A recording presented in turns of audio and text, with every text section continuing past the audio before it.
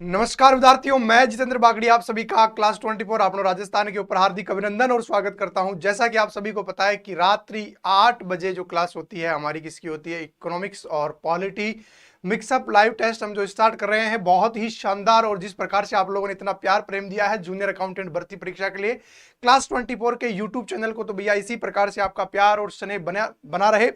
और फटाफट से एक बार लाइव आ जाइएगा, आपकी क्लास स्टार्ट हो चुकी है। नमस्कार, कैप्टन साहब हमारे साथ जुड़ गए हैं, भावेश। ओके भाई, जल्दी से सबको बुला लीजिएगा, क्लास स्टार्ट हो गई है। हमारे सभी विद्यार्थियों को इनवाइट कर दीजिएगा एक बार फटाफट से। क्लास को लाइक शेयर आज भी कल वाली वही दिक्कत आ रही है, अभी लाइक 0 दिखा रहा है।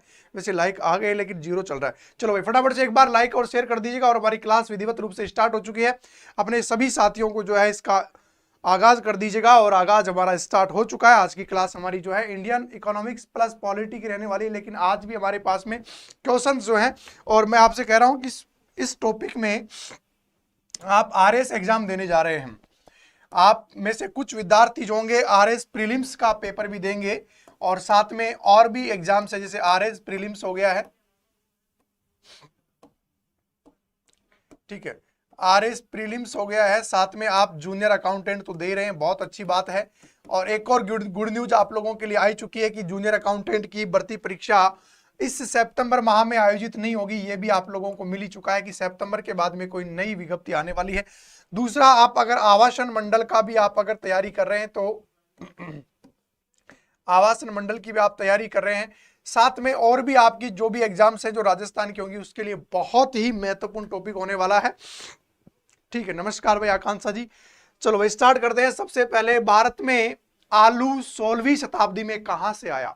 भारत में 16वीं शताब्दी में क्या भाई? आलू। भाई देखो, आलू हमारा ऐसा सिस्टम है आलू जी का, प्रत्येक सब्जी में कहीं पर भी एडजस्ट कर दो, कहीं पर भी एडजस्ट हो जाता है भैया। और आलू कहां से आया? यूनान से, हॉलैंड से, पुर्तगाल से और ब्रिटेन से।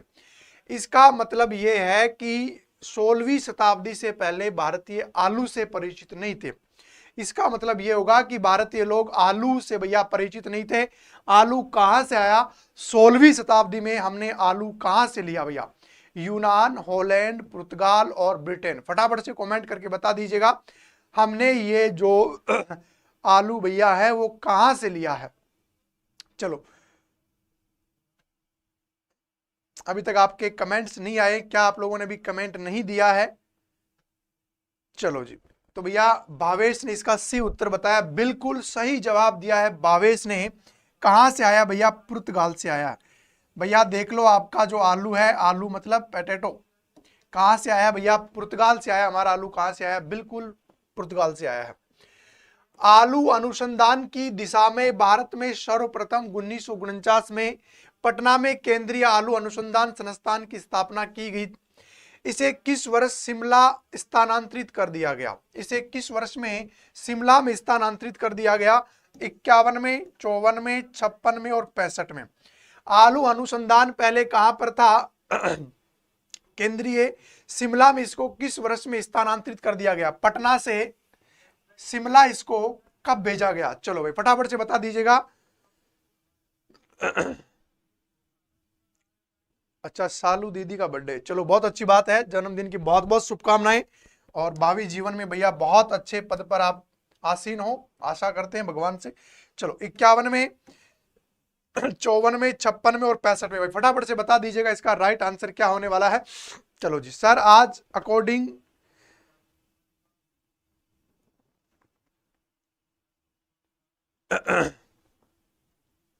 चलो जी, तो इसका राइट आंसर हो जाएगा 1956। 1956 में आलू अनुसंधान की दिशा में भारत में, 1949 में इसको पटना से कहां भेज दिया था? शिमला।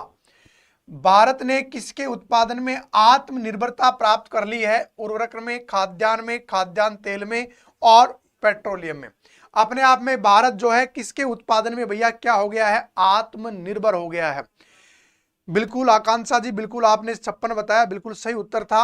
हाँ भाई, इसका आपने बताया है भारत ने किसके उत्पादन में आत्मनिर्भरता जो है वो बना ली है। और किसके उत्पादन में आत्मनिर्भरता भारत ने बना ली है भैया? उर्वरक में देखो भैया, अभी हमें उर्वरक बाहर से लेना पड़ता है, मैंने उस दिन आपको पढ़ाया था, नाइट्रोजन वगैरह, डीएपी वगैरह बाहर से आता है। खाद्यान्न उत्पादन में अब हमें किसी से शायद आवश्यकता नहीं होती है, चावल और गेहूं, मोटा अनाज। खाद्यान्न तेल हमें नहीं अभी तक बाहर से आयात करना पड़ता है, पेट्रोल हमें बाहर से आयात करना पड़ता है। इसलिए आप लोगों ने अगर बी उत्तर दिया है, ठीक है, बिल्कुल बी उत्तर जिन्होंने दिया है, भावेश सी नहीं होगा भाई, बी होगा। खाद्यान्न तेल में भैया अभी हम आत्मनिर्भर नहीं हुए हैं, अभी हम इसमें आत्मनिर्भर नहीं हुए हैं।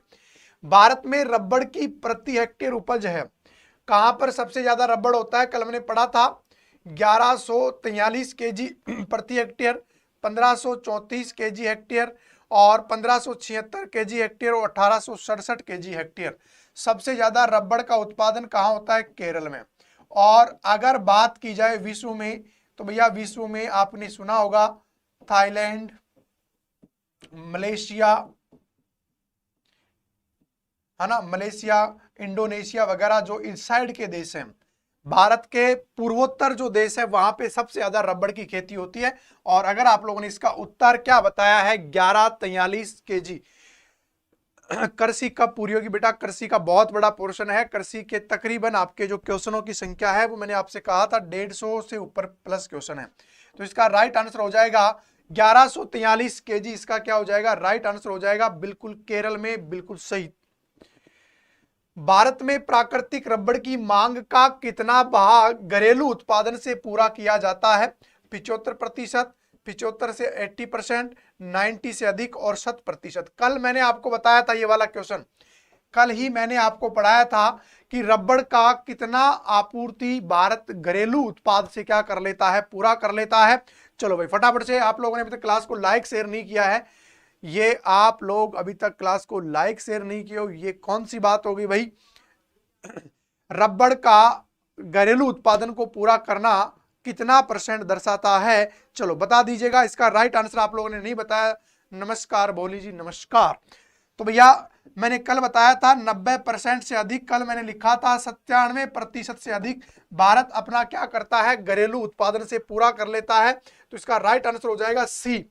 तो बिल्कुल भावेश ने सही उत्तर दिया, आकांक्षा ने बिल्कुल जबरदस्त सही उत्तर दिया। भारत में कितने % भूमि पर वनों का विस्तार? देखो 4 से 5 क्वेश्चन इसमें वनों वाले हैं, तो वनों वाला भी देख लो एक बार आप। 18 से 3%, 19 से 5%, 21.5 और 25.5%। भारत में कितने % भूमि पर वनों का विस्तार है? कुल क्षेत्रफल के कितने भाग पर वन हैं?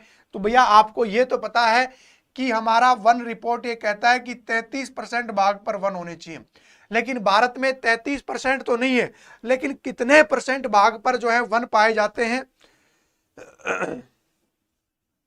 चलो नमस्कार।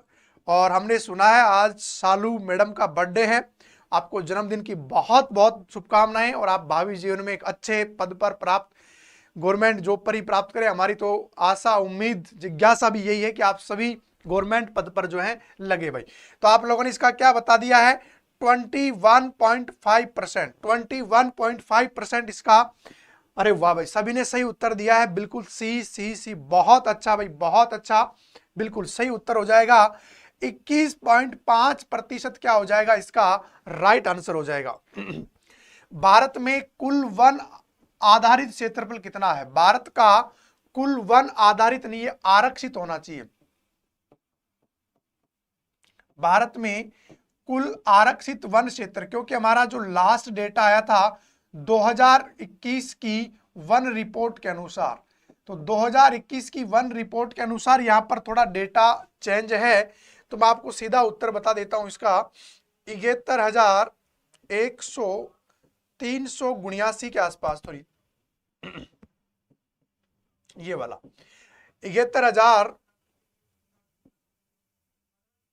7,11,379 है ना, 7,11,379 हमारे पास में क्या है वर्तमान में?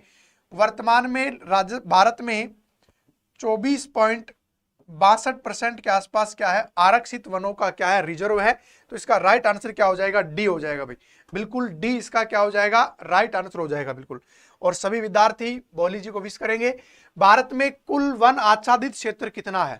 भारत का कुल वन आच्छादित क्षेत्र कितना है? 19, 44, 20, 55, 24, 16 और 2505। भारत में कुल आच्छादित वन क्षेत्र कितना है? भारत में कुल आच्छादित वन क्षेत्र है 1944, 20, 55, 24, 16 और 2505। बता दीजिएगा भाई, फटाफट से बता दीजिएगा, कमेंट करने में समय नहीं लगना चाहिए।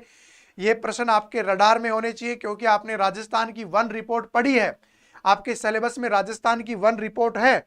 अगर आपके सिलेबस में राजस्थान की वन रिपोर्ट है तो आपको यह भी पता है बिल्कुल 24.16, लेकिन अभी जो इसका लेटेस्ट डेटा आ गया है वो 16 की जगह आप कितना पढ़ोगे? 62 पढ़ोगे, 62%, है ना। 16 की जगह कितना होगा? 62% होगा।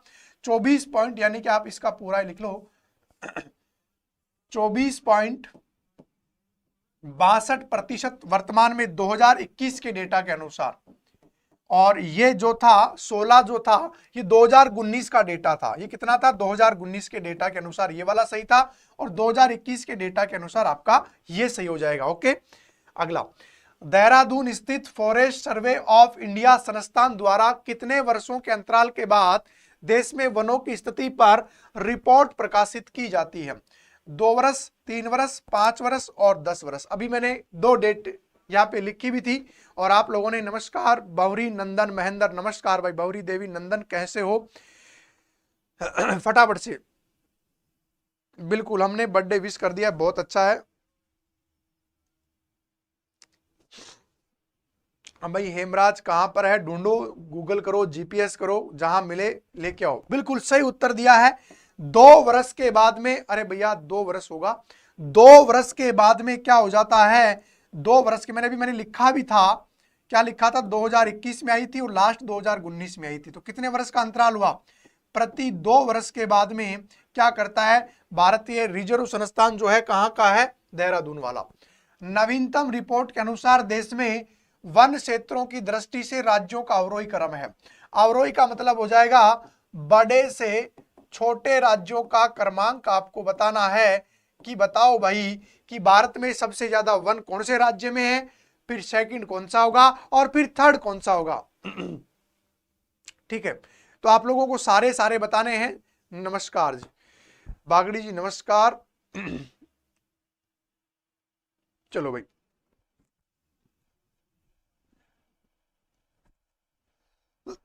हाँ भाई, तो आप लोगों का सही उत्तर क्या होने वाला है? तो सबसे ज्यादा वन भारत में कहां पर है? MP number 1। एमपी के बाद में सेकंड नंबर पे आता है अरुणाचल प्रदेश और तीसरे नंबर पे आता है आपका छत्तीसगढ़। तो 1, 2 और 3। किसी ने ए उत्तर बताया क्या? बिल्कुल भावेश ए बता रहे हैं,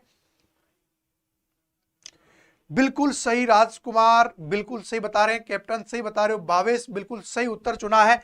और राइट आंसर क्या हो जाएगा? मध्य प्रदेश, अरुणाचल प्रदेश और छत्तीसगढ़ भारत के सबसे ज्यादा वनों वाले क्या हैं? राज्य हैं। भारत के कुल भौगोलिक वन क्षेत्र के प्रतिशत के रूप में न्यूनतम वन सबसे कम पंजाब, हरियाणा, गुजरात और राजस्थान। चलो भाई, बिल्कुल दोनों का उत्तर आपने दिया। पहले वाले का जो था वो अधिकतम था, अब आ जाओ न्यूनतम पर। तो भैया भारत में सबसे कम वन जो है वो कहां पर पाए जाते हैं? फटाफट से कमेंट करो भाई, भारत में सबसे कम वन। इतना समय क्यों लग रहा है मेरे शेर और शेरनियों? सबसे कम वन कहां पर पाए जाते हैं? पंजाब या हरियाणा? प्रियंका, मैं आपकी ऑफलाइन स्टूडेंट रही हूं।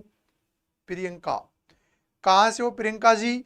और ये आज तो एक्सप्रेस वे भी आ गया है क्लास में, कल तो एक और आया था अंडरवर्ल्ड डॉन भी आया था, आज तो ये एक्सप्रेस वे भी आ गया है। भैया एक्सप्रेस वे कौन से नंबर का है, कहाँ का है ये? तो भैया आप लोगों ने इसका उत्तर अगर हरियाणा चुना है, हरियाणा के कुल वन क्षेत्र की पल की बात करें तो देखो क्षेत्रफल उसका छोटा है, 1583 वर्ग किलोमीटर में ही उसका क्या है? कुल वन क्षेत्रफल है। तो सबसे ज्यादा, फिर इसके बाद में पंजाब आता है, यानी कि फर्स्ट नंबर पे ये, सेकंड नंबर पे क्या आता है? पंजाब आता है। राजस्थान की स्थिति ठीक ठाक है। तो भैया बिल्कुल हरियाणा उत्तर जिन्होंने चुना है, बहुत अच्छा, राइट आंसर होगा भैया हरियाणा, है ना। अगला, राज्य के कुल भौगोलिक क्षेत्र में प्रतिशत के रूप में सर्वाधिक वन क्षेत्र है। नागालैंड, मणिपुर, मिजोरम और असम। राज्य के कुल भौगोलिक क्षेत्र में कितने प्रतिशत रूप में सर्वाधिक वन पाया जाता है? देखो अब क्या पूछा है? परसेंट में पूछा है। पहले क्या पूछा था? क्षेत्रफल में पूछा था, जिसमें हमने एमपी को चुना था। एमपी क्षेत्रफल की दृष्टि से सबसे बड़ा है ना। लेकिन यहां पर अब क्या पूछा है परसेंटेज में, तो भारत में अच्छा दिल्ली मुंबई एक्सप्रेस वे, इसका मतलब कन्फर्म है बेटा इधर का है, कौन सा राजस्थान, पूर्वी राजस्थान से आदमी है ये। हाँ हाँ बिल्कुल बिल्कुल बिल्कुल, बहुत अच्छी बात है, बहुत अच्छी बात है, बिल्कुल सही उत्तर चुना है मिजोरम। बिल्कुल मिजोरम इसका राइट आंसर होगा भैया, ध्यान रखना। अगर आपसे सबसे ज्यादा प्रतिशत में पूछता है तो मिजोरम होगा, और आपसे सबसे ज्यादा क्षेत्रफल में पूछता है तो भैया एमपी होगा। एम से मिजोरम और एम से एमपी, ध्यान रखना भैया, कंफ्यूज मत हो जाना। एग्जाम में मिजोरम भी होगा और मध्य प्रदेश भी होगा, हालांकि यहां पर तो ऑप्शन नहीं था, लेकिन आपको वहां पर देखने को मिलेगा। केंद्र शासित प्रदेशों में सर्वाधिक वन प्रतिशत पाया जाता है, अंडमान निकोबार द्वीप समूह, दमन द्वीप, पुदुचेरी और दादरा नागर हवेली।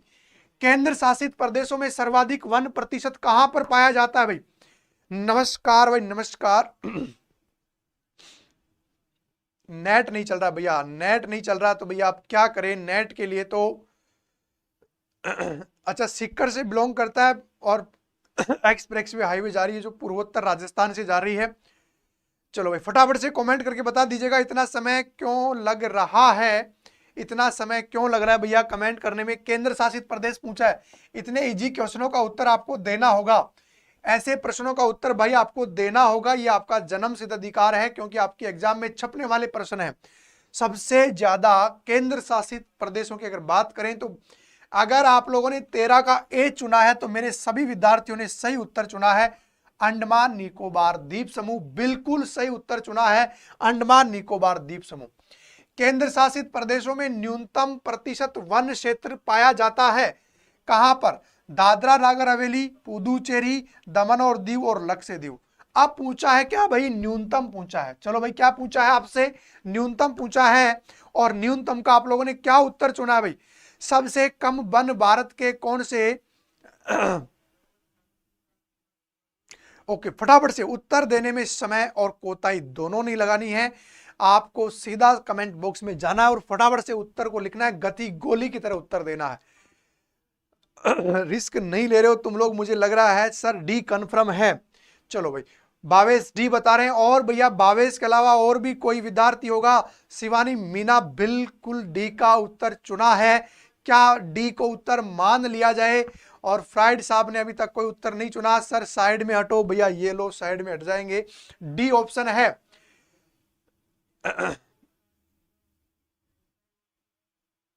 हाँ हाँ दोनों एक हो गए आजकल। 2019 में दादरा नागर हवेली और दमन दीव एक हो गए है ना, ये दोनों एक हो गए। तो इसका राइट आंसर जिन्होंने डी चुना है बिल्कुल सही उत्तर चुना है भैया, डी जिन्होंने चुना है भैया बिल्कुल सही उत्तर है डी। भारत में चंदन की लकड़ी के सर्वाधिक वन कहां पाए जाते हैं भैया? चंदन, चंदन की माटी, चंदन की लकड़ी भैया बता दीजिएगा। असम की पहाड़ियों में, शिवालिक पहाड़ियों में, नीलगिरी पहाड़ियों में और सतपुड़ा की पहाड़ियों में। डी थोड़ा सा उल्टा लिखा हुआ है, छोटा आएगा इसमें, बड़ा नहीं आएगा। चलो चंदन के वन सबसे ज्यादा, जहां पर सबसे ज्यादा अभी सबसे ज्यादा जो है चंदन के वन कहां पर पाए जाते हैं भैया? फटाफट से बता दीजिएगा सबसे ज्यादा चंदन के वन। चलो भैया सबसे ज्यादा चंदन के वन कहां पर पाए जाते हैं, फटाफट से बता दीजिएगा।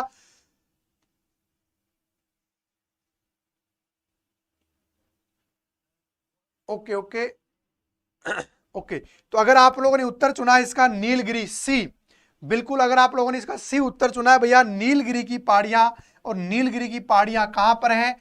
तो भैया नीलगिरी की पहाड़ियां बिल्कुल दक्षिण भारत में, अगर आप गए हो तो भैया, गए भी नहीं हो तो आपने मानचित्र देखा हो, तो यहां पर पूर्वी घाट और पश्चिमी घाट, पूर्वी घाट और पश्चिमी घाट जहां पर मिलते हैं, तो इस जगह का नाम है तमिलनाडु। तो ये कहां पर है भैया? तमिलनाडु में क्या पाई जाती हैं? नीलगिरी की पहाड़ियां, ये नीलगिरी की पहाड़ियां हैं, और इसे दक्षिण ग्रंथि के नाम से जाना जाता है क्योंकि ये दो पहाड़ियों को जोड़ती है। इधर कौन सा घाट है? पश्चिमी, पश्चिमी घाट और इधर है पूर्वी घाट, इन दोनों को जोड़ती है। और यहाँ का सबसे ऊंचा पर्वत शिखर कौन सा है? नीलगिरी का दादा बेटा। कौन सा है भैया? दादा बेटा इसका सबसे ऊंचा पर्वत शिखर है। और यहाँ पर एक जो है वो क्या है, एक यहाँ का सबसे ऊंचा जो है पर्वत पर्यटक स्थल है ऊटी। आपको पता है ऊटी कहाँ पर है? तो ऊटी, दादा बेटा, ये नीलगिरी की पहाड़ियों पर है। और यहाँ पर चंदन के वन पाए जाते हैं। ये चंदन के वनों में सर्वाधिक जो पाया जाता है, यहाँ पर क्या पाया जाता है? सांप सबसे अधिक पाया जाता है भाई। और चंदन का आपको पता है, चंदन की तस्करी, पुष्पाराज मूवी आपने देखी होगी, चंदन, लाल चंदन वाला। झूम कृषि के अंतर्गत भूमि का सबसे बड़ा प्रतिशत किस राज्य में है? नागालैंड में, त्रिपुरा में, मिजोरम में और मध्य प्रदेश में। झूम कृषि का सबसे ज्यादा जो परसेंटेज है वो कौन से राज्य में भाई? झूम कृषि के अंतर्गत सबसे ज्यादा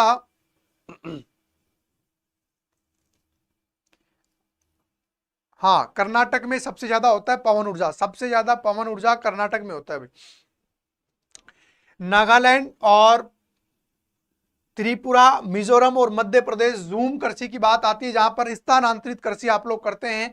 तो स्थानांतरित कृषि में सबसे ज्यादा स्थान किसका है? बिल्कुल सही उत्तर चुना है नागालैंड, बिल्कुल सही उत्तर हो जाएगा। नागालैंड में सबसे ज्यादा क्या की जाती है? सबसे बड़ा भाग जो है झूम कृषि का, स्थानांतरित कृषि। मध्य प्रदेश में क्या कहा जाता है इसको? जैसे राजस्थान में वालरा और चिमाता कहा जाता है। दक्षिण राजस्थान में इसको क्या कहा जाता है? वालरा और चिमाता कहा जाता है। तो इसको दजिया कहां पर कहा जाता है? एमपी में। बाकी यहां पर तो इसको झूम कृषि के नाम से ही जाना जाता है। समर्थन मूल्य का अर्थ है सरकार द्वारा मूल्य पर दी गई सहायता। न्यूनतम विक्रय मूल्य जिस पर सरकार क्रय करने का आश्वासन देती है। सूखा एवं बाढ़ की स्थिति में कृषकों को दी गई राशि। समर्थन मूल्य जो होता है, सपोर्टेड जो प्राइस होता है, वो क्या होता है भाई? बिल्कुल पुष्पा को बेस्ट अवार्ड मिला है, बिल्कुल सही उत्तर था। ऊटी और वहां पर बिल्कुल तमिलनाडु में है। चलो भाई, दादा बेटा भी है, या जिसे डोडा बेटा के नाम से भी हम जानते हैं। चलो, आप लोगों ने इसका सही उत्तर क्या जो दिया है? समर्थन मूल्य का अर्थ क्या होता है भाई? समर्थन मूल्य का सही उत्तर आप लोगों ने क्या चुना है? फटाफट से कमेंट कर दीजिएगा भाई। समर्थन मूल्य जो होता है, न्यूनतम विक्रय मूल्य जिस पर सरकार क्रय करने का किसानों को क्या देती है? आश्वासन देती है। बिल्कुल भैया, तो सरकार द्वारा दी गई सहायता नहीं होती है, न्यूनतम मूल्य नहीं होता है, सूखा नहीं होता है। न्यूनतम विक्रय मूल्य जिस पर सरकार खरीदने का क्या देती है ना? Supported price. बिल्कुल। कृषि उपज के लिए न्यूनतम समर्थन मूल्य की घोषणा किसके द्वारा की जाती है? नीति आयोग, राष्ट्रीय किसान आयोग, भारतीय खाद्य निगम, कृषि लागत एवं मूल्य आयोग, CACP।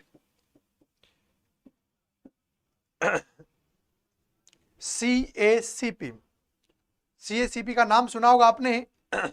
चलो भाई, तो राइट आंसर आप लोगों ने क्या चुना है? नीति, कृषि, भारतीय खाद्य निगम, कृषि लागत एवं मूल्य आयोग। इतना समय नहीं लगना चाहिए। डी उत्तर चुन रहे हो क्या? बिल्कुल CACP बिल्कुल सही उत्तर हो जाएगा। डी बिल्कुल राइट आंसर हो जाएगा, कृषि लागत एवं मूल्य आयोग, है ना?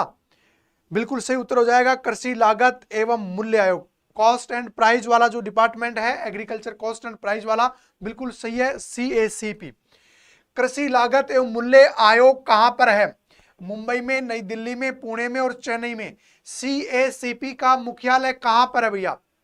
Central agriculture cost and department, नहीं, ऐसा नहीं है। Commission of agriculture cost and pricing, ऐसा है। Commission of agriculture cost and price इसका पूरा नाम। चलो भाई, तो राइट आंसर क्या हो जाएगा इसका? बिल्कुल सही उत्तर आया, आकांक्षा का सही उत्तर हो जाएगा भैया डी। इसका क्या, सॉरी बी, नई दिल्ली क्या हो जाएगा? इसका राइट आंसर हो जाएगा नई दिल्ली इज राइट आंसर। कृषि लागत एवं मूल्य आयोग की स्थापना कब हुई थी? 1960, 1965, 1966 और 1969। कृषि लागत एवं मूल्य आयोग की स्थापना कब हुई थी भाई? कृषि लागत एवं मूल्य आयोग की स्थापना किस वर्ष में की गई थी? फटाफट से कमेंट करना भैया। कृषि लागत एवं मूल्य आयोग की स्थापना किस वर्ष में की गई थी? 1960, 1965, 1966 और 1969। बिल्कुल नई दिल्ली उसका आप लोगों ने सही उत्तर चुना है। अब आ जाएगा आप क्वेश्चन संख्या 20 पे, और 20 का आप लोगों ने क्या उत्तर चुना है भैया? फटाफट से चुन लीजिएगा। 20 का सही उत्तर अगर आप लोगों ने चुना है 1 जनवरी 1965। 1 जनवरी 1965 को इसकी क्या हुई? स्थापना नई दिल्ली में। और ये क्या करता है? किसानों को न्यूनतम मूल्य क्या करता है? और भैया बहुत अच्छा आप लोगों के लिए अवसर है, 31 टेस्ट पेपर का जो मॉक टेस्ट आप लोगों ने अभी तक नहीं लिया है तो आप क्लास 24 का मोबाइल एप्लीकेशन डाउनलोड कीजिएगा और महिला सुपरवाइजर की आप टेस्ट सीरीज दोनों ज्वाइन कर सकते हैं क्लास 24 के मोबाइल एप्लीकेशन पर। अगला है क्वेश्चन संख्या 21। जनजातीय लोगों को शोषण करने वाले निजी व्यापारियों से छुटकारा दिलाने और उनके तैयार की गई वस्तुओं को उचित मूल्य दिलाने के उद्देश्य से ट्राइफेड योजना प्रारंभ की गई थी। ट्राइफेड कौन से ईयर में प्रारंभ की गई थी? 51, 55, 57 में और 87 में ट्राइफेड जो है जनजातीय क्षेत्र के लिए लागू की गई थी। और यह योजना कब की गई थी? क्वेश्चन संख्या 21 का आप लोगों ने अभी उत्तर नहीं दिया है, फटाफट से उत्तर दो भैया। ट्राइफेड जो है वो कौन से वर्ष में चालू की गई थी? ट्राइफेड का संबंध कौन से ईयर से है? फटाफट से कमेंट कर दीजिएगा। ओके 20 का भैया 20 नहीं 21 पे आ जाओ। शिवानी 21 पे आ जाओ। अब 21 आ चुका है प्रश्न आपका।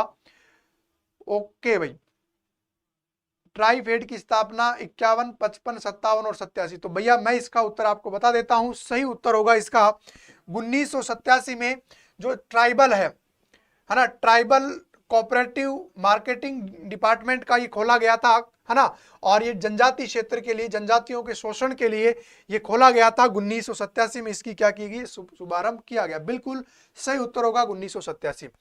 एग मार्ग क्या होता है? अंडा उत्पादन हेतु एक सहकारी संस्था, कृषि उत्पादन में मंडीकरण हेतु कृषकों की संस्था, खाद्य वस्तुओं के लिए गुणवत्ता आश्वासन मुहर, उपभोक्ता वस्तुओं के लिए गुणवत्ता आश्वासन भैया।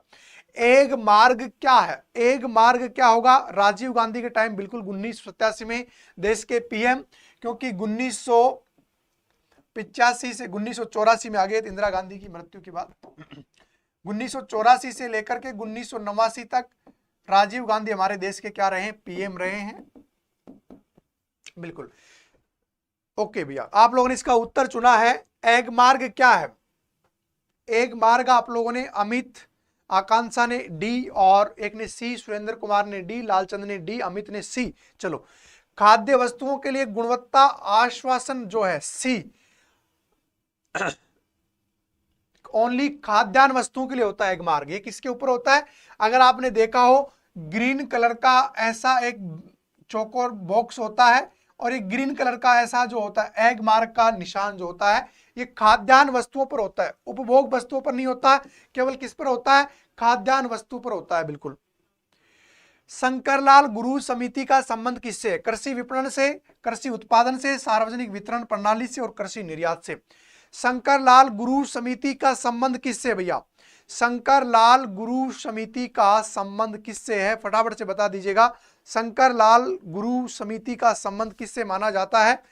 चलो भाई, आप लोगों ने अभी तक क्लास को लाइक नहीं किया गया, मेरे पास कल की तरह शायद इसमें दिक्कत आ रही है, 0 लाइक का ऑप्शन आ रहा है, तो इसका मतलब अभी तक आप लोगों ने क्लास को लाइक नहीं किया है या फिर ये टेक्निकल इश्यू चल रहा है। चलो, कृषि विपणन, कृषि उत्पाद, सार्वजनिक वितरण प्रणाली और कृषि निर्यात।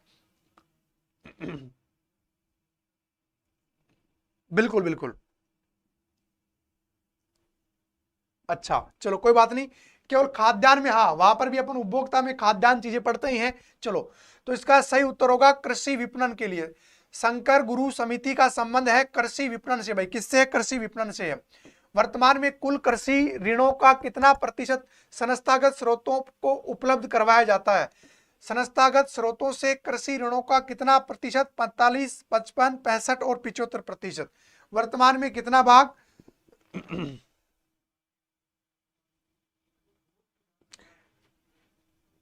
भैया मोटिवेशन तो यही है, एग्जाम डेट आगे जाते ही आदमी का मोटिवेशन तो वैसे आधा सा तो वैसे ही निकल जाता है। तो आप लोग पहले एग्जाम डेट का लेकर के कंफ्यूज थे कि एग्जाम डेट कब होगा। अब ये तो कन्फर्म हो गया है, एग्जाम नेक्स्ट मंथ या अगले मंथ कभी भी नई डेट आएगी। तो कंटिन्यू मैं ये कहता हूं, जीवन में कोई मोटिवेशन काम नहीं करता, सेल्फ मोटिवेशन ही काम करेगा। मैं तो आपको बड़ी बड़ी बातें कह सकता हूं, लेकिन भैया करोगे तुम लोग, इसका प्रभाव आप लोगों के ऊपर अवश्य पड़ना चाहिए, बहुत अच्छी बात है, लेकिन सेल्फ का ही पढ़े और तैयारी मत छोड़ देना, बस ये आप विशेष ध्यान रखना, तैयारी कंटिन्यू रखना, वरना नए बच्चे इसमें क्या कर जाएंगे, बाजी मार जाएंगे। तो भैया राइट आंसर क्या हो जाएगा, 65% इसका क्या हो जाएगा। ओके, खेती बाड़ी तथा घरेलू आवश्यकताओं की पूर्ति के लिए कितनी अवधि हेतु अल्पकालीन ऋण दिया जाता है। अल्पकालीन जो ऋण होता है वो कितनी अवधि के लिए, 15 माह से कम, 15 से 5 वर्ष, 5 वर्ष से अधिक और 20 वर्ष तक। 25 नंबर क्वेश्चन का आप लोगों ने उत्तर क्या चुना है, 45 नहीं होगा, 45 नहीं होगा, 65 होगा भैया, 65 होगा। ओके,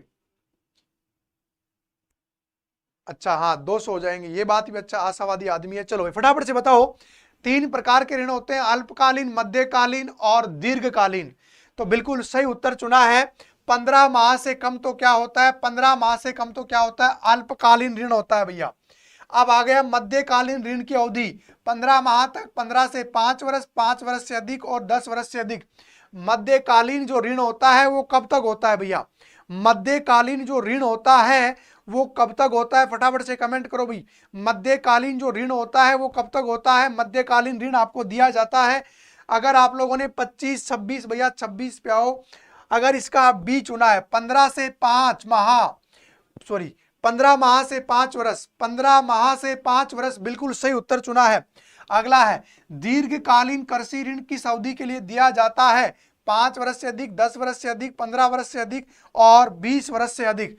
दीर्घकालीन कृषि ऋण बिल्कुल सही उत्तर चुना है। आगे आ जाइएगा, दीर्घकालीन ऋण आ गया है, अब आ गया है दीर्घकालीन ऋण, अब आ गया भैया दीर्घकालीन ऋण पे आ जाओ, क्वेश्चन संख्या 27 पे आ जाओ। आप लोगों के कमेंट बहुत लेट आ रहे हैं, कमेंट लेट क्यों आ रहे हैं, बी चुन रहा है, बिल्कुल 5 वर्ष से ऊपर का जो जाएगा वो क्या हो जाएगा, दीर्घकालीन ऋण हो जाएगा। तो 3 प्रकार के ऋण चलते हैं, अल्प, मध्य और दीर्घकालीन। वाणिज्यिक बैंकों, क्षेत्रीय बैंकों तथा सहकारी बैंकों से प्राप्त ऋण को सुसाध्य बनाने के उद्देश्य से किसान क्रेडिट कार्ड KCC की योजना कब प्रारंभ की गई थी, 97, 98 में, 98, 99 में, 99, 2000 में और 2001 में। KCC किसान क्रेडिट कार्ड की शुरुआत कब से की गई थी। सब लेट क्यों चल रहे हैं भैया, क्लास को थोड़ा सा या मेरे पास कमेंट आपके लेट आ रहे हैं।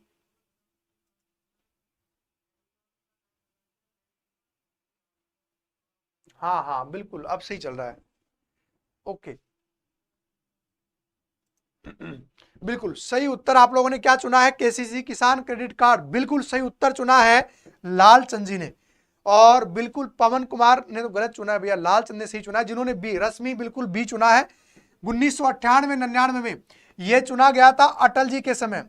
अटल जी उस समय देश के PM थे और उस समय के कृषि वित्त मंत्री हुआ करते थे कौन, यशवंत सिन्हा, यशवंत सिन्हा।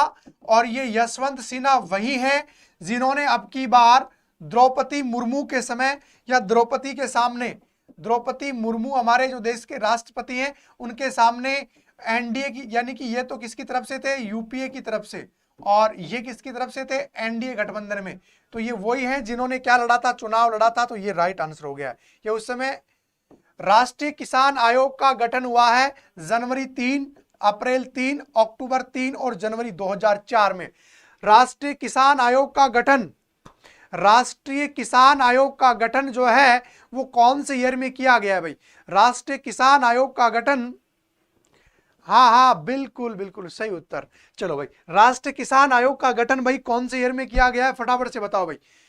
ओके ओके बिल्कुल उत्तर सही चल रहा है आपका, बहुत अच्छा। और स्पीड आपकी बढ़ा लीजिएगा, थोड़ी सी स्पीड बढ़ा लीजिएगा। 2003 बता रहे हैं भैया, 2003 तो हटा दो। कई बार ऐसा ऑप्शन भी चुन लो जो अकेला हो, कई बार ऐसा ऑप्शन भी चुन लिया करो जो अकेला हो। तो भैया राइट आंसर हो जाएगा जनवरी 2004, बिल्कुल सही उत्तर होगा। जनवरी 2004 में किसान आयोग का क्या किया गया गठन। राष्ट्रीय किसान आयोग का मुख्यालय नई दिल्ली में, लखनऊ में, देहरादून में और सूरतगढ़ में। राष्ट्रीय किसान आयोग का मुख्यालय कहां पर है? क्वेश्चन संख्या 30 पर आ जाओ फटाफट से भैया। डी आप लोगों का चल गया, कोई बात नहीं, आप लोगों ने क्या दिया है बहुत अच्छा है, लेकिन अब आ जाइएगा आप कहां पर आ जाओ भाई, आप पहुंच जाइएगा, आप कहां पर पहुंच जाओ भाई। रणवीर कहां पर पहुंच रहे हो?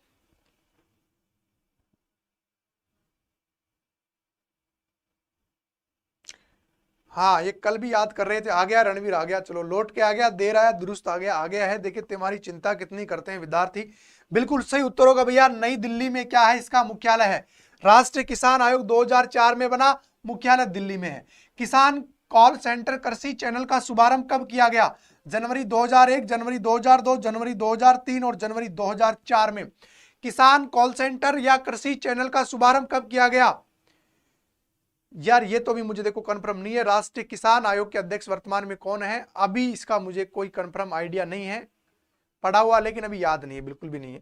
जनवरी 2001, जनवरी 2002, जनवरी 2003 और जनवरी 2004 किसान कॉल सेंटर का तो भैया ध्यान रखना इसका उत्तर भी, तो राइट आंसर क्या होगा इसका? जनवरी 2004 ही होगा इसका, जनवरी 2004 इसका क्या होगा? राइट आंसर होगा।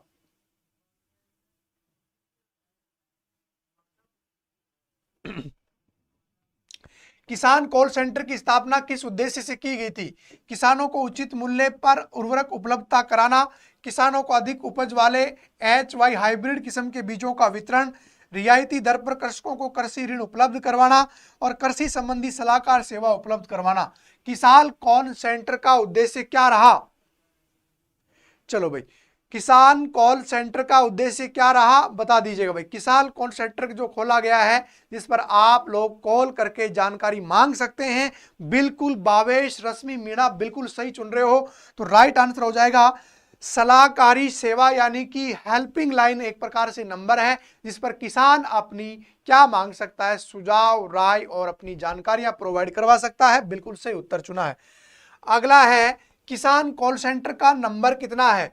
किसान कॉल सेंटर का कितना नंबर डायल करना होगा? 1051, 1550 और 1551 और 1000। किसान कॉल सेंटर कौन सा है? किसान कॉल सेंटर का कॉन्टैक्ट नंबर क्या है, कहां पर डायल करोगे? चलो भैया, तो इसका सही उत्तर आप लोगों ने क्या चुना है भैया फटाफट से बता दीजिएगा। आप लोगों ने का सही उत्तर क्या चुना है भाई? इतना समय क्यों लग रहा है मेरे? बिल्कुल एक्सप्रेस वे ने सही उत्तर चुना है 1551। 1551 किसान कॉल सेंटर आपका डायल नंबर है, याद कर लेना। बिल्कुल सही उत्तर होगा 1551, ध्यान रखना 1051 नहीं है, 1551 है। नई राष्ट्रीय कृषि नीति 2000 का वर्णन किस रूप में किया गया है? सुनहरी क्रांति, इंद्रधनुष क्रांति, खाद्यान्न श्रृंखला क्रांति और रजत क्रांति। जो 2000 में क्रांति आई थी वो उसका संबंध किसमें बता रहे हो? शिवानी सी, रश्मि ए बता रहे हैं, नीतू कुमारी सी बता रहे हैं। चलो भाई फटाफट से कमेंट कर दो, फटाफट से, इतना समय नहीं लगना चाहिए। 34 के नंबर के क्वेश्चन पे हम लोग पहुंच चुके हैं। आप लोगों ने क्या उत्तर चुना है? 34 का सी चुना है क्या? तो भैया इसका सही उत्तर हो जाएगा नई राष्ट्रीय कृषि नीति का वर्णन किस श्रृंखला में किया गया है? तो इसका सही उत्तर होगा इंद्रधनुषीय क्रांति के रूप में किया गया है। इंद्रधनुषीय क्रांति के रूप में किया गया है, तो राइट आंसर हो जाएगा इसका बी हो जाएगा। चलो जी, भारत में निम्नलिखित फसलों में से किस फसल के अंतर्गत उसके शुद्ध सकल कृषि क्षेत्र के संचित क्षेत्र का सर्वाधिक प्रतिशत है? गेहूं, चावल, तिलहन और गन्ना। भारत में सबसे ज्यादा सिंचाई की आवश्यकता कौन सी फसल को हो रही है, जिसमें सबसे ज्यादा पानी की आवश्यकता पड़ती हो? चलो भैया क्वेश्चन संख्या 35 पे आ गए आप लोग, और 35 का आप लोगों ने क्या उत्तर चुना? नीतू बी बता रहे हैं, संपत बी बता रहा है, रश्मि बी बता रहे हैं। बिल्कुल सही उत्तर होगा बी। चावल एकमात्र ऐसी फसल है जिसमें पानी की या सिंचाई की सबसे ज्यादा क्या पड़ती है, आवश्यकता पड़ती है भाई। बिल्कुल सही उत्तर होगा राइस इज राइट। पीली क्रांति का संबंध है पुष्प उत्पादन, मछली उत्पादन, तोरिया सरसों उत्पादन और गेहूं उत्पादन। पीली क्रांति, येलो रेवोल्यूशन का संबंध किससे है? हाँ भाई, येलो रेवोल्यूशन का संबंध किससे? आप लोगों ने क्या उत्तर चुना है फटाफट से बता दीजिएगा। येलो रेवोल्यूशन का संबंध किस क्रांति से भैया? इतना समय नहीं लगना चाहिए उत्तर देने में। पुष्प उत्पादन, मछली, तोरिया सरसों और अभी तक आप लोग चावल पे ही चल रहे हो। पवन इतना लेट कैसे चल रहे हो? अच्छा, अब आ गया सरसों सरसों सरसों सरसों। अरे भैया भावेश, कोई दिक्कत नहीं, तू नाम से टेंशन मत लिया कर। तोरिया सरसों, राइट आंसर क्या हो जाएगा? तोरिया सरसों बिल्कुल सही उत्तर हो जाएगा, बिल्कुल सी इसका राइट आंसर हो जाएगा। खाद्यान्न श्रृंखला क्रांति का संबंध किससे है? खाद्यान्न उत्पादन से, कृषि निर्यात से, खाद्यान्न सब्जी फलों को सड़ने से बचाने के लिए। खाद्यान्न श्रृंखला जो सीरीज है उसका सर हाँ यही हो रहा है, पता नहीं क्लास वो चल रही है मेरे हिसाब से, पीछे चल रही है।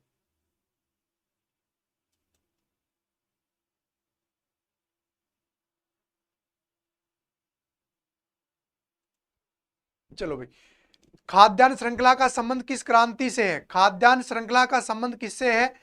चलो भाई, आप शिवानी मीणा सी बता रहे हैं, रणवीर सिंह सी बता रहे हैं, और कौन बता रहा है भैया? और बताओ एक दो का नाम। संपत सी बता रहा है, रणवीर ए बता रहा है, रणवीर बेटा दो बता रहा है, कोई तो सही होगा ही होगा। तो भैया सी इसका राइट आंसर हो जाएगा, सी खाद्यान्न, बिल्कुल। तो सही उत्तर क्या हो जाएगा? खाद्यान्न सब्जी और फलों को सड़ने से बचाने के लिए सी इसका राइट आंसर हो जाएगा।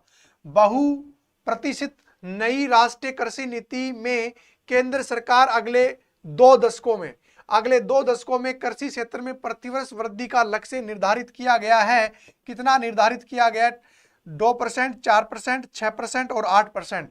यानी कि जो नई हमारी कृषि नीति उसमें कितना परसेंट लाने का यहाँ पे प्रयास किया गया है? 38 में आ जाओ भैया। 37 का आप लोगों ने बिल्कुल सही उत्तर चुना है। अब आप लोग 38 पे आ जाओ। संपत, रश्मि, भावेश, आकांक्षा, शिवानी, एक्सप्रेस, पवन, फटाफट से अब आप लोग 38 का उत्तर चुनोगे। और 38 का आप लोगों ने क्या उत्तर चुना है? इतना समय नहीं लगना चाहिए आप लोगों को, स्किप तो नहीं करना है। चलो भैया, तो इसका राइट आंसर हो जाएगा 4%। कितना परसेंट? 4% होगा भाई, ध्यान रखना कितना होगा? 4% होगा भाई, 4%। भारत में फसल बीमा योजना का शुभारंभ 45 में, 80 में, 85 में और 88 में।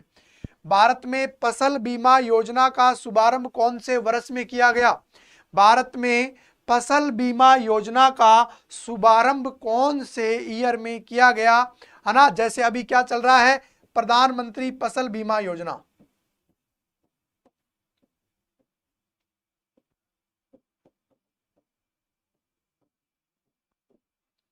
2016 में पीएम मोदी की अगुवाई में शुरू किया गया था, जिसमें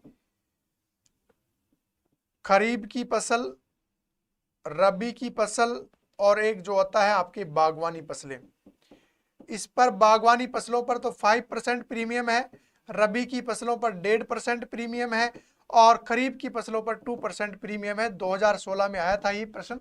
चलो जी, तो इसका राइट आंसर हो जाएगा सी। अगर आप लोगों ने इसका उत्तर चुना है फसल बीमा योजना, ये फसल बीमा योजना है और ये प्रधानमंत्री फसल बीमा योजना ये 2016 की है। तो ये पहले किस नाम से थी? फसल बीमा योजना। राष्ट्रीय कृषि बीमा योजना 97, 98, 98, 99, 99, 2000, 2000, 2001। कृषि फसल बीमा योजना और एक ये वाली योजना फसल बीमा योजना, इन दोनों को मिलाकर के प्रधानमंत्री बीमा योजना बनाई गई थी, है ना? इन दोनों को मिलाकर के प्रधानमंत्री फसल बीमा योजना बनाई गई थी। ओके, चलो जी, बिल्कुल सही उत्तर होगा। अभी इन दोनों योजनाओं को मिलाकर के बनाया गया था ना, फसल बीमा योजना और राष्ट्रीय कृषि बीमा योजना। तो इसका राइट आंसर हो जाएगा 1999 से 2000 अटल जी के समय बनाई गई थी राष्ट्रीय कृषि बीमा योजना। चलो विद्यार्थियों, आज का सेशन हमारा यहाँ पर समाप्त होता है। कैसी रही क्लास फटाफट से कमेंट करके बता दीजिएगा। अगर आप लोगों को क्लास पसंद आई हो तो क्लास को लाइक कीजिएगा, चैनल पर नए हो तो फटाफट से सब्सक्राइब कर लीजिएगा। और आप लोगों के लिए इससे भी अच्छे और भी बेहतरीन आप लोगों के लेवल के क्वेश्चन जो आपके एग्जाम में ऐसे कैसे आए, हम आशा और उम्मीद करते हैं कि आप लोगों को सेशन बहुत पसंद आया होगा। फटाफट से कमेंट कर दीजिएगा मेरे प्यारे विद्यार्थियों। और अगली क्लास सौर मंडल की होगी, ध्यान रखना। अगली क्लास 9 बजे से 10 बजे। अगर आप राजस्थान पुलिस का विभाग और रीट की तैयारी कर रहे हैं या और भी राजस्थान की कोई भी एग्जाम की आप तैयारी कर रहे हैं तो हम पढ़ रहे हैं सौर मंडल वाली क्लास, तो आप वहां पर भी लेना न भूलें। और उसकी पीडीएफ मैं आपको क्लास 24 के मोबाइल ऐप वो टेलीग्राम चैनल पर आपको क्या करवा देता हूं, समय समय पर प्रोवाइड करवा देता हूं, तो यहाँ से आप ये टेलीग्राम से भी ले ले।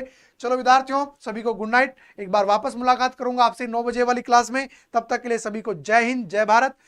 ओके विद्यार्थियों, चलो जी,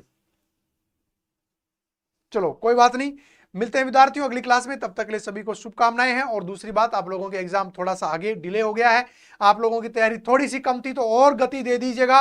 अगर आपने अपने आप को आराम दे दिया, क्योंकि आपने वो कहानी सुनी होगी टर्टल वाली, कछुआ और खरगोश, तो भैया आप खरगोश की तरह बीच में सो जाओगे। पहले तेज गति से दौड़ रहे थे, बीच में सो गए, तो भैया जो पीछे कछुए आ रहे हैं, जो पीछे टर्टल आ रहे हैं, तो भैया वो आपको हरा देंगे। तो इसलिए अपनी दौड़ को बरकरार रखना है, चाहे धीरे रखो चाहे कम रखो, लेकिन दौड़ को कम मत कर देना। एक विद्यार्थी तो सीधा पूछ रहा है कि सर जूनियर अकाउंटेंट का रिजल्ट कब आ रहा है। अब तो बेटा रिजल्ट का तो वेट ही करो। नमस्कार विद्यार्थियों, चलो ठीक है मेरे प्यारे विद्यार्थियों, बहुत अच्छा, थैंक यू सो मच।